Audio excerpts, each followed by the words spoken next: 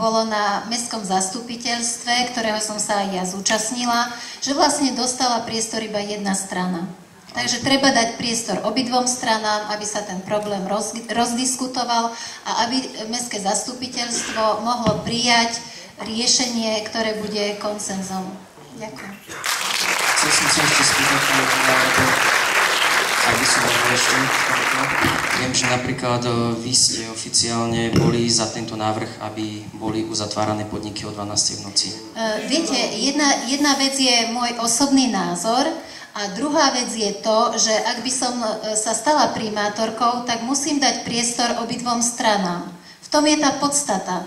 Ako ja môžem mať nejaký názor, a ten názor môžem aj prezentovať ako osoba, ale ak som v takej pozícii, že sa dostavia občania na mestské zastupiteľstvo, tak predsa musia dostať priestor obidve strany, aby bol ten názor vyvážený a aby obidve strany mohli vyargumentovať ten svoj postoj. Ďakujem veľmi pekne za objasnenie. Nech sa páči, pán Parča. Môj osobný názor na túto záležitosť je, že nebolo by správne zo strany mesta, aby obmedzovalo podnikateľské aktivity v cestovnom ruchu a patrí do oblasti cestovného ruchu. Je dobré, že tu je dobré, že mesto je prirodzeným centrom Severnej Oravy, chodia tu ľudia z dedín, bavia sa tu, prinášajú tu peniaze, avšak na druhej strane nie je správne, aby sme dopustili to, aby sa mesto vďaka takýmto aktivitám znečisťovalo. Ja si myslím, že podnikatelia si to vedia pristriehnúť a keď nie, tak ich treba na to upozorňovať, v prípade využiť ďalšie prostriedky, aby sa tak stalo. Avšak na druhej strane je potrebné zintenzívniť možno policajný dozor alebo kontrolu v týchto alebo pri takýchto zariadeniach. Ďakujem. Ďakujeme vám za slovo. Nech sa páči, pán Parížek. No tak ja mám asi podobný názor. Sa mi páči, pani kolegyňa, ako meníte retoriku, že to takto a tak to tak celkom nebolo. Prosím vás, necháme, nech sa vyjadrí. Je jasné, že ste boli za to, aby sa podniky obmedzili. Čo sa týka otváracích hodín, bolo mi len strašne ľúto, keďže jeden z takýchto podnikov čiastočne vediem, že ste hádzali všetko do jedného vreca. Určite na jednej strane hovoríme o rozvoji turizmu, hovoríme o tom, ako chceme napredovať, ako chceme ísť, ako tu chceme budovať, staviať, usporiadovať koncerty. Nemyslím si, že toto je cesta, spôsob. Je veľa spôsobov a ciest konkrétnych, ktoré sa dajú. Sadnúť si s podnikateľmi, ktorí takéto zariadenia vlastnia. Investovali do toho nemalé finančné prostriedky. Myslím si, že podnikatelia ako takí, ktorí takéto zariadenia prevádzkujú, nemôžu nahradzovať rodinu. Problém je niekde inde. Máme mestskú políciu, my nedokážeme zabezpečiť poriadok v meste. To snad nie. Na toto máme predsa inštitút mestskej polície a tá by mala dozerať. Vieme si sadnúť s podnikateľmi a dohodnúť sa o aké obmedzenia. Máme problém s mladistvými, to znamená ľuďmi, alebo deťmi, alebo mladými ľuďmi, ktorí sú mladší ako 18 rokov. Vieme sa po dohode s podnikateľmi dohodnúť a povedať nejaké kritérium, áno, vtedy takto a takto, za takýchto a takýchto podmienok, v prípade, že poruší, bude podnikateľ penalizovaný, alebo sa vtedy môžeme upriamiť k tomu, že ten podnik budeme nejako trestať, alebo nie globálne. Tak určite nie som za to, aby otváracia doba takýchto zariadení sa obmedzovala. Určite nie. Dobre, ďakujeme. Vyjadrili ste sa pacične radosnečná, ale veľmi stručnosti, pani Volá. Naozaj veľmi stručnosti, aby sme mohli prejsť. Ja by som len reagovala tým, že to všeobecné záväzné nariadenie, tam je možné prijať aj iné opatrenia na to, aby tí podnikatelia neboli tak veľmi obmedzovaní. Je tam možnosť napríklad ohlásiť akciu, aby sa naozaj akcie mohli konať v námestove. Je tam veľa možností, ale naozaj treba o tom diskutovať a treba hľadať spoločné riešenie.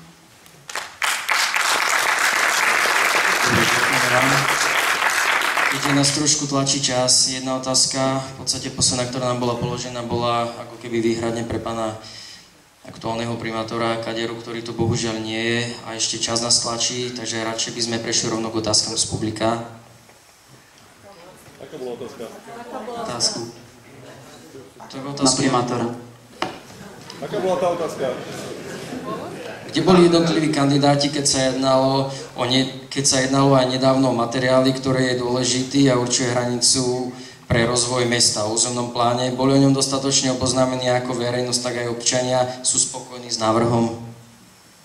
Chcel by sa niekto naozaj veľmi v rýchlosti vyjadriť k tejto No kde boli tí ľudia? Kde?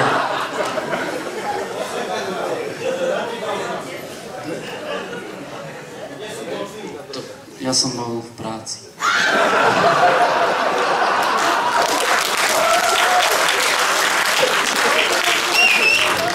Dobre, ďakujeme. Tak, navrhujem prejsť vlastne štvrtému kolu k otázkam verejnosti. Pravdepodobne, ako kľudne, nech sa páči, ak chcete odpovedať, ale naozaj v rýchlosti, lebo ten čas nás tlačí, aby sme tu neboli do 11. Nech sa páči. Nevyjadrovali ste sa k územnému plánu asi. Ja som sa k územnému plánu vyjadrila, bola som na rokovaniach o územnom pláne, bola som aj do poludnia, aj popoludní, takže aj keď sa vyjadrovali organizácie k územnému plánu, aj keď sa vyjadrovala verejnosť, bola som tam. Vypočula som si vysvetlenie projektantov a ten územný plán, konkrétne posledné štádium územného plánu, návrh som aj pripomienkovala, takže ja som sa do tohto procesu zapojila a hájila som záujmy verejnosti. Nech sa páči, otázky z verejnosti. Mikrofón máme tu k dispozícii. Kolega vám bude rozdávať, to už bude na jeho rozhodnutí, komu dá hlas. Nech sa páči. Dobrý večer, Jan Peter, námestovo. Možno, že ma niektorí poznáte, možno, že nie. Áno. Takto. No, dobre, ticho. Pýtaj sa. Takto. Ja sa chcem opýtať, môžem sa trochu? Nemôžem naraz. Nech sa páči, to na vás. Môžem vás oslovať po mene pána Davida, sa opýtam, že ako chce zvýšiť tie pracovné miesta, akože nové pracovné miesta na Veslove, či to chce zvýšiť, akože budeme mať viac živnostníkov, podnikateľov, alebo neviem si to predstaviť. Lebo vieme, aká je tu situácia so zamestnanosťou v tomto okrese a na Veslove. Takže jak to chce zvýšiť tie nové pracovné miesta? Ja hovorím, že nejaký fond je dostane alebo čo, ale to je dneska veľmi ťažké. Veľmi ťažké. Dobre, myslím si, že... Jak to chce zvýšiť, hej, tie pracovné miesta? Na pani Danicu. Vy kandidujete ako nezávislá primátor. Skúsme, nech sa zodpovie najskôr jedna otázka. Ak sú to naozaj dôležité otázky, tak potom necháme vám hlas, aby sa naozaj... Máme vyhradený čas zhruba 20 až 40 minút, aby sa iní ľudia dostali k hlasu. Dobre, no ja sa len v krátkosti už spýtam, hej. Môžem? Pani Danica, že vy kandidujete ako nezávislá.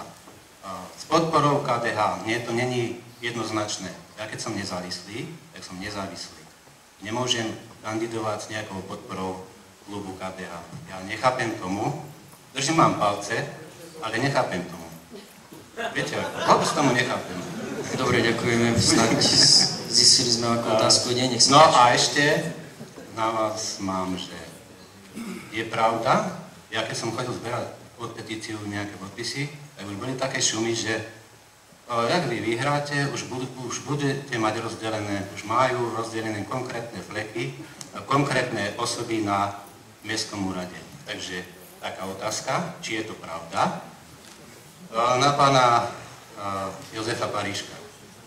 My sa poznáme, vy u mňa nie ste charakter, ja by som vás nikdy nevolil, pretože pamätáte sa na dátum, keď sme sa dohadovali na mojej u vás. Prosím vás, skúste udržať túto diskusiu naozaj na tej politickej úrovni, nie na osobnej, aby to nesklzlo naozaj do takej inej režie, ako by sme chceli. Čo mi na to odpoviete? Pamätáte na ten dátum, na nejaké... Prosím vás, toto sú veci, ktoré by ste si mali... Otázka, myslíte, že na to máte? S takýmto charakterom? Prosím vás, držíme vám mikrofón, naozaj nehnevajte sa. Vaše osobné problémy si naozaj vyriešte inokedy. Máme tu viesť... On kandiduje na primátora. Ale toto sú podľa mňa vaše osobné záležitosti. Určite vám odpoviem. Dobre, ďakujem. Dobre, nech sa páči, prejdeme k odpovediam. Pán Tarčák. Prílev alebo zvýšenie pracovných miest je dosť ťažké a primátor nemá na to priamy efekt, aby zabezpečil zvýšenie alebo väčší dostatok pracovných miest, ale môže to robiť nepriamo a práve tak, že bude získavať nové investície do mesta alebo jeho okolia, či už domáce alebo zahraničné. Na to, aby som tak mohol robiť, aby som mohol niekde ísť a prezentovať námestov ako investične atraktívnu destináciu, investične atraktívne územie, potrebujeme predovšetkým, keď prídete za konkrétnym investorom, potrebujete mu niečo dať, potrebujeme mu povedať minimálne základ, kde si bude môcť postaviť nejakú fabriku alebo halu. A toto momentálne v námestove nie je, pretože chýbajú tu pozemkové úpravy, čo je naozaj právny nástroj na odstránenie podielového vlastníctva. A vtedy, keby sa upratalo, keď si upracujeme najprv v námestove a budeme mať priestor, kde tých investorov volá, tak urobím veľmi rád a využijem svoje osobné kontakty, či už na Slovensku alebo v zahraničí, aby sa tak stalo. Ale predtým to nemá zmysel robiť. Dobre, ďakujem, nech sa páči. Ďalšia otázka pre pani Holu. Chcete sa k tomu vyjadriť v stručnosti? Tam bola tá otázka o nezávislosti. Áno, som nezávislá kandidátka s podporou KDH. Tú podporu mi vyjadrili najmä členovia KDH, s ktorými som spolupracovala už teda dlhší čas, bolo to asi 2 roky. Boli to všetko ľudia, ktorí mali záujem o toto mesto. Stretávali sme sa, diskutovali sme, chodievali sme na rokovania mestského zastupiteľstva. Vôbec sme neriešili, že či je niekto v nejakej strane, alebo nie je. Jednoducho stretli sme sa pri tom, že námestovu treba nejakým spôsobom pomôcť. A na tejto báze sme začali spolupracovať. Je fakt, že veľa z týchto ľudí sú členmi KDH. Mám aj ďalších podporovateľov a spolupracovníkov, ktorí nie sú členmi KDH a kandidujú. Niektorí kandidujú aj za niektorú stranu, niektorí zasa ako nezávislí.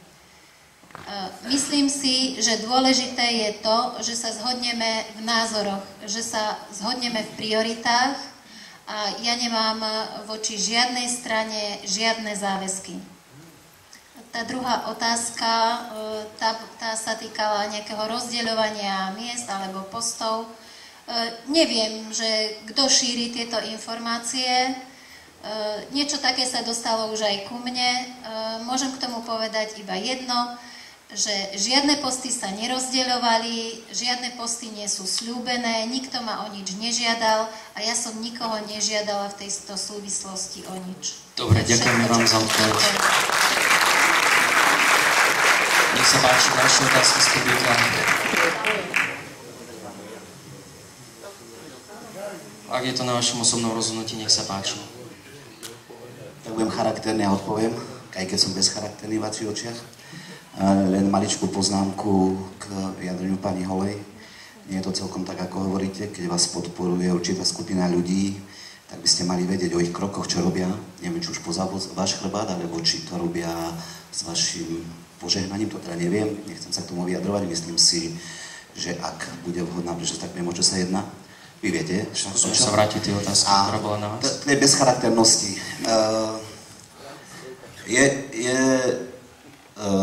Jasné, že človek na akejkoľvek vedúcej funkcii musí robiť určité rozhodnutia.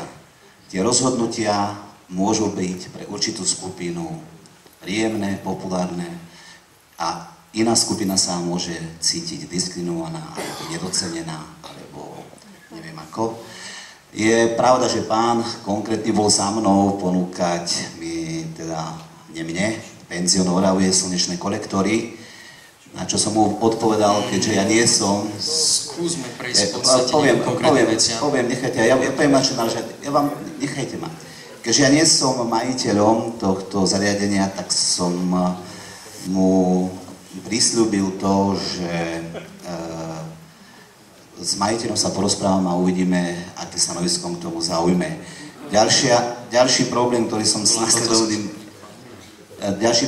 som s pánom mal, viem, na čo naráža, bola to objednávka akcie vašej, mám pravdu. Nechcete si to naozaj v súkromí radšej? Kľudne, len ja som sa vám, urobil som chybu, ja som sa vám za to ospravedlnil a myslím si, že nemám čo k tomu viac povedať. Dobre, ďakujeme. Prejdeme k ďalšej otázke, nech sa páči. Dobrý večer. Ja mám dve otázky na všetkých kandidátov. Všetci kandidáti hovoria vo svojich volebných programoch alebo pri týchto prezentáciách o tom, ako sa budú snažiť zlepšiť komunikáciu s zastupiteľstvom, s občanmi a vôbec v rámci samosprávy. Chcem sa každého z nich spýtať, aby mi individuálne odpovedal, koľkokrát sa zúčastnil na zasadnutí mestského zastupiteľstva alebo nejakej komisie, ktorá je poradným orgánom mestského zastupiteľstva, koľko návrhov